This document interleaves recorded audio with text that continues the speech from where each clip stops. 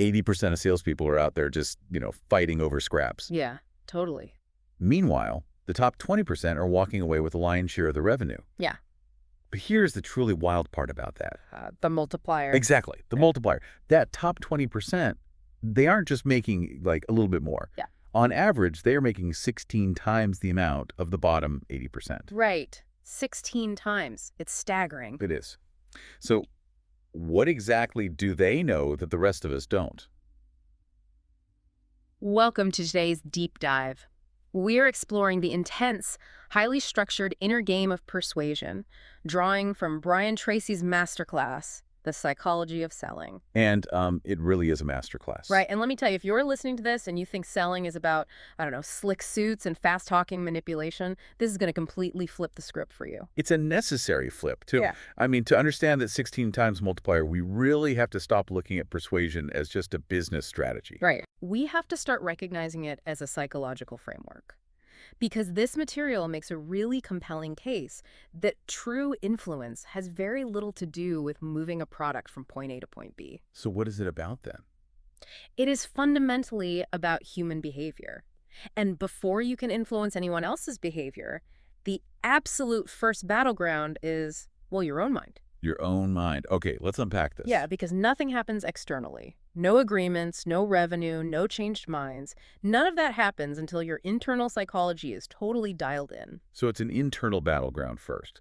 Because there's this concept in the text called the winning edge theory, which kind of attempts to explain that massive income gap. Right, the 80-20 rule, basically. Yeah, exactly. Yeah. And the theory basically says these top performers, they are vastly superior in intelligence. They don't have some like genetic gift for gab. No, not at all. They just do certain things a tiny bit better each day. Right. Over time, that slight edge compounds. So building this winning edge is less about finding a secret weapon and more like tuning a guitar. Like you tighten one habit here, loosen another routine there until you hit the perfect chord. That analogy actually hits the mark perfectly. And the most critical string on that guitar, the one that dictates literally everything else, is your self-concept. Self-concept. Yeah. Like how you see yourself. Right. Think of your self-concept as an internal financial and professional thermostat. It's defined by how much you genuinely like and value yourself. Okay, that makes sense. And we act in a manner that's completely consistent with that internal setting. So if your self-concept thermostat is set to, mediocre, you will unconsciously sabotage yourself. Wow. Yeah, just to ensure you never earn much more than what that setting dictates. Wait, so if I'm out there pitching a project or asking for a raise, are you saying I have to just trick myself into being confident? Because faking it till you make it usually just looks like arrogance. Right, I hear that. But it's not tricking yourself, it's programming yourself. There is a massive difference there. How so? Well, you have to actively program a high self-concept because you need a shield against rejection. Rejection is, hands down, the single greatest obstacle in any persuasive scenario. Oh, definitely. I mean, nobody likes hearing no. Right, but it's deeper than that.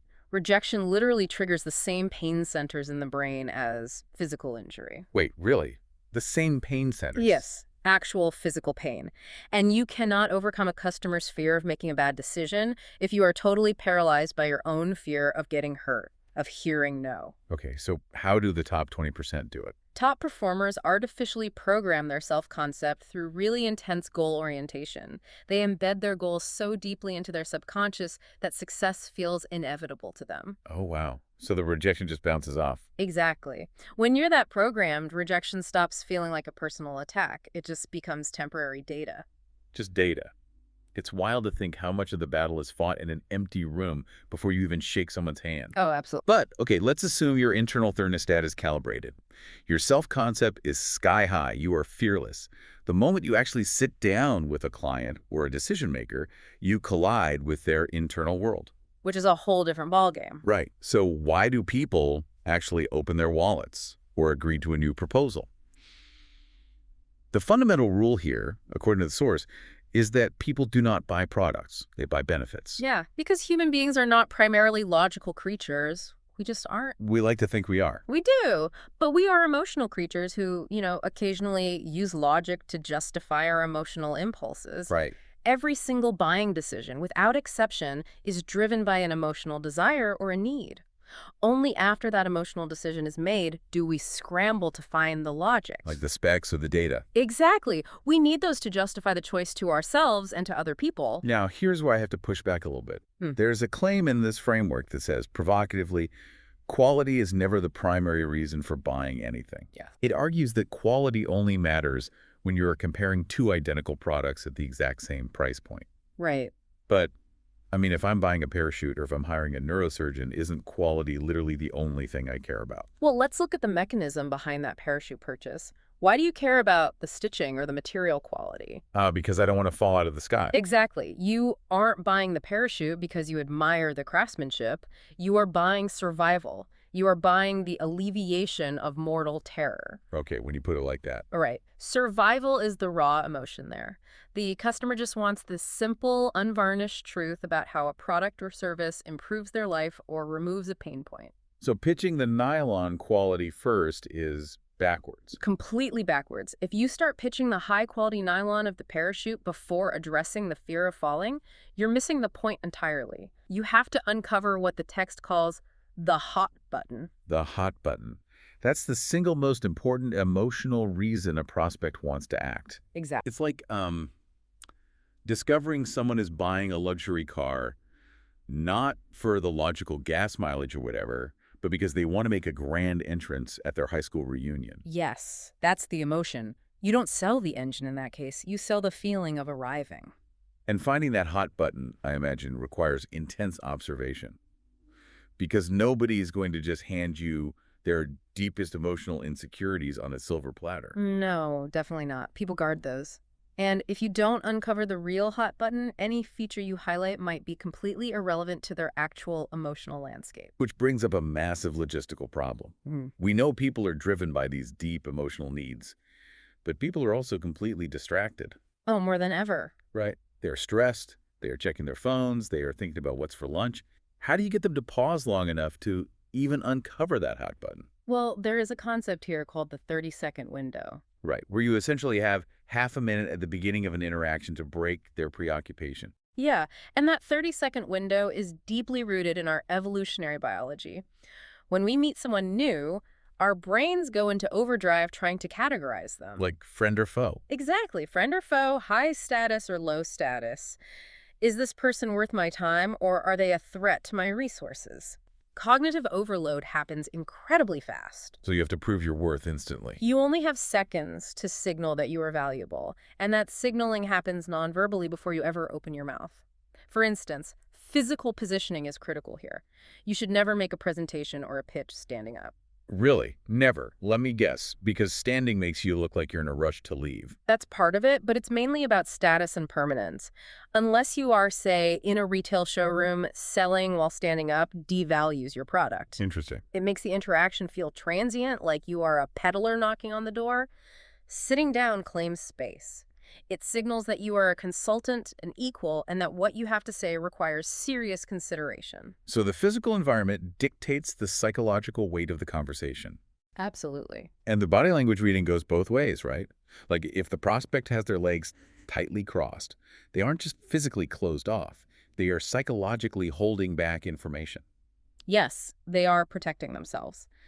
To counter that, the optimal posture for whoever is doing the pitching is leaning slightly forward, nodding, smiling. Just creating a safe space. Exactly. It's about creating an environment where they feel comfortable enough to uncross their arms and actually share. And that physical posture is basically the foundation for effective listening, which, as the source points out, is not merely waiting for your turn to speak. Oh, definitely not. Listening is a strategic information gathering mission. There are 5 keys to effective listening mentioned, but 2 of them really stuck out to me. Pausing before replying and asking for clarification with simple phrases like, "How do you mean?" Yes, those two are vital. I have to say, pausing before replying and saying, "How do you mean?" sounds suspiciously like marriage counseling. It's pure structured empathy. But empathy is exactly the mechanism at play here. Think about why a pause works.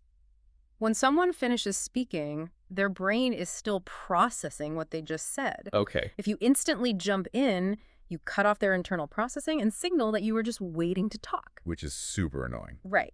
But a 3-second pause does 3 things. First, it flatters them by showing you're actually absorbing their words. Okay. Second, it gives them space to add more context, which they almost always do. And third, it gives you time to actually think. That makes total sense. And then when you follow up with, how do you mean, you force them to expand on their emotional state. Exactly. And as they expand, you figure out exactly who you are dealing with. Because, you can't use the same approach on everyone. There are different buyer personalities. Yeah, like an analytical buyer is going to want every single nut and bolt detail. Yes. Whereas an emotional buyer only cares about how the purchase makes them look to their peers.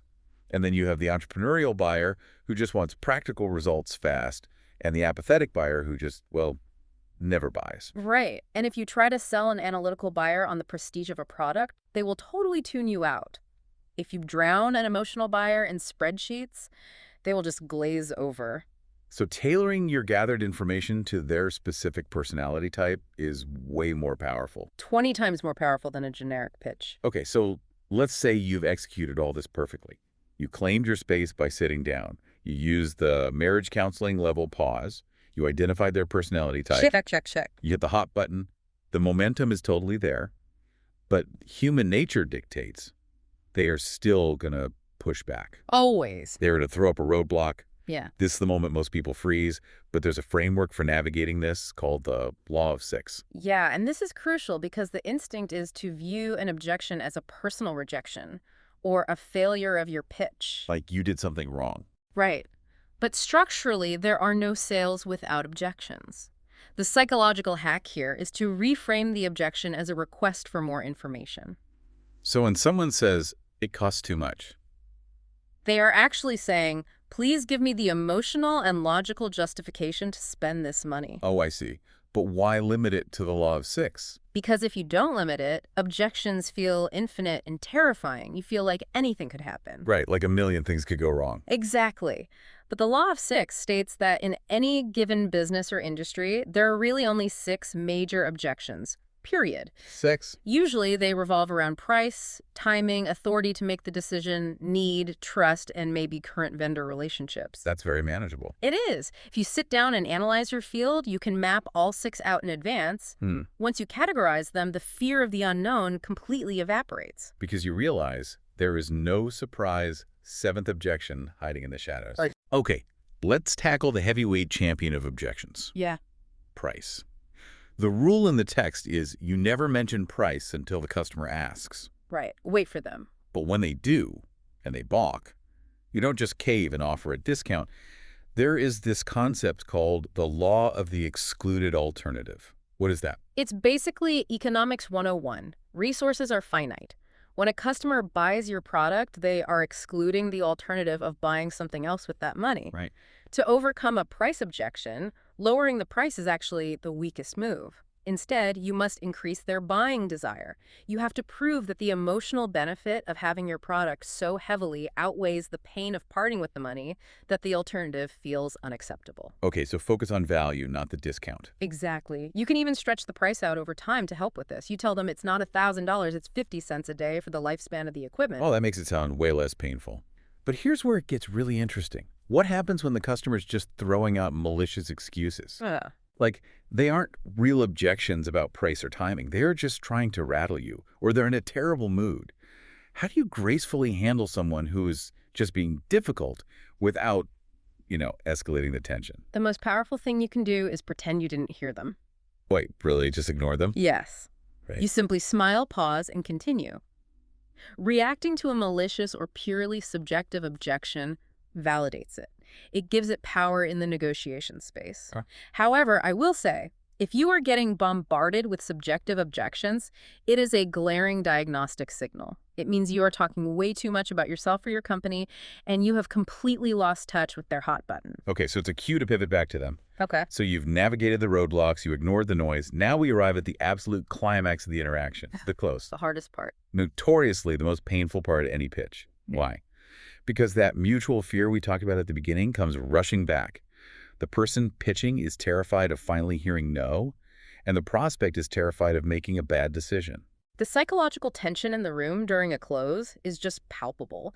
To manage that tension, absolute professionalism is required. There are non-negotiable boundaries here. Right, like you never bring up politics, you never discuss religion. And you never, ever knock your competition.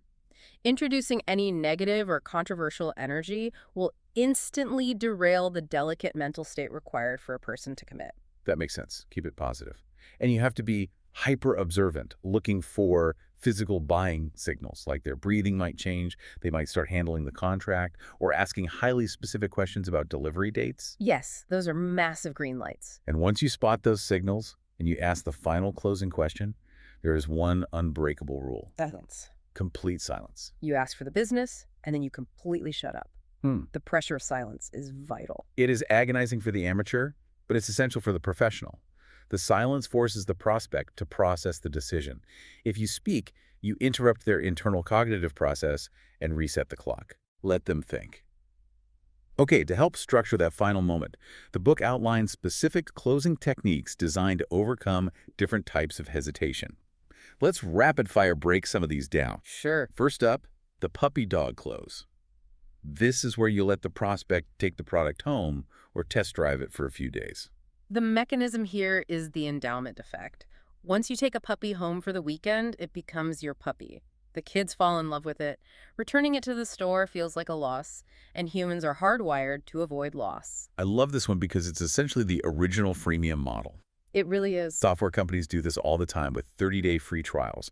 Once the software is integrated into your daily workflow, the friction of removing it is higher than the friction of just paying for it. Exactly. But let's talk about the Ben Franklin close. This is where you literally take out a sheet of paper, draw a line down the middle, list the pros on one side, and have the customer list the cons on the other. I'll be honest, if someone did this to me, I would walk right out the door. It feels incredibly condescending. Right. I completely understand why it feels manipulative on the surface. But let's look at the cognitive offloading happening here. When a buyer is overwhelmed, their brain is just swirling with vague anxieties. True. The Ben Franklin close takes those anxieties out of the abstract and puts them onto physical paper. If you have done your job correctly, the logical reasons to buy will physically outnumber the fears.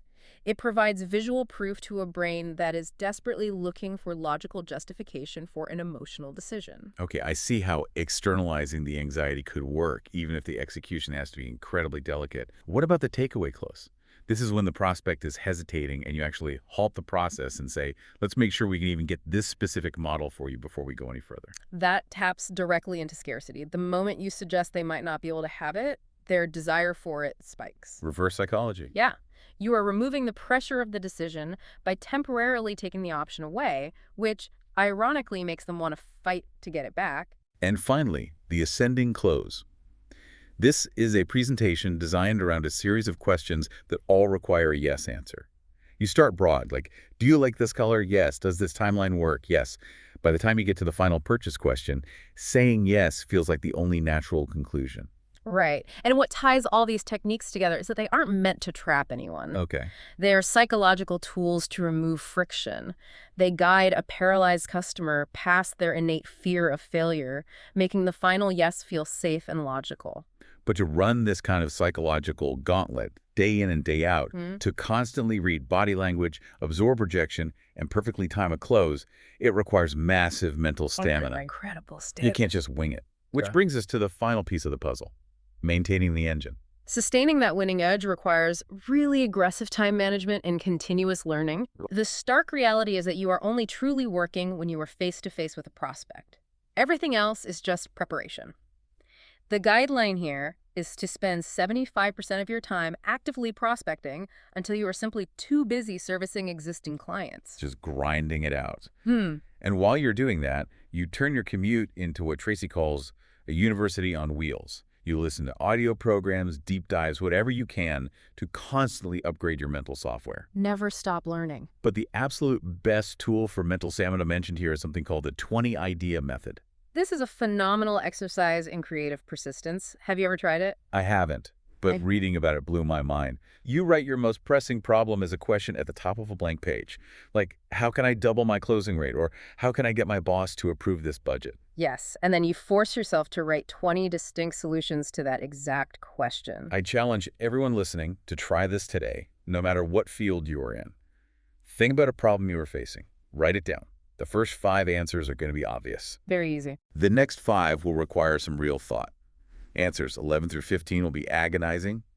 But why do we have to push to 20? Because answers 1 through 15 are usually just heuristics. They are mental shortcuts and recycled ideas you've already tried. Okay. By forcing your brain to generate those final 5 answers, 16 through 20, you bypass your standard cognitive filters. That is where the absolute genius hides. Oh, wow. It forces you to connect disparate concepts. Using demanding exercises like the 20 idea method is precisely how you find that tiny 1% improvement. Which brings us right back to the beginning. Yes, it's how you find that slight adjustment to the guitar string that separates the top 20% from everyone else. So when we pull all of this together, mastering the art of persuasion is the furthest thing from high-pressure sleaze. It is really an intricate dance of structured empathy. Beautifully put. It demands a bulletproof self-concept to survive rejection, a deep understanding of human emotional needs, and the discipline to constantly refine your approach. You aren't forcing an outcome. You are expertly guiding someone through their own psychological roadblocks. That captures the essence of it perfectly. And there is a profound assertion made early in this framework that I think leaves us with a vital question for everyone listening. What's that? The premise is that a sale, or any successful act of persuasion really, is simply a transfer of enthusiasm. Transfer of enthusiasm. I love that. Yes, you are taking your deep belief in the value of what you offer and transferring it into the mind and heart of the other person. And if we accept that nearly all human interactions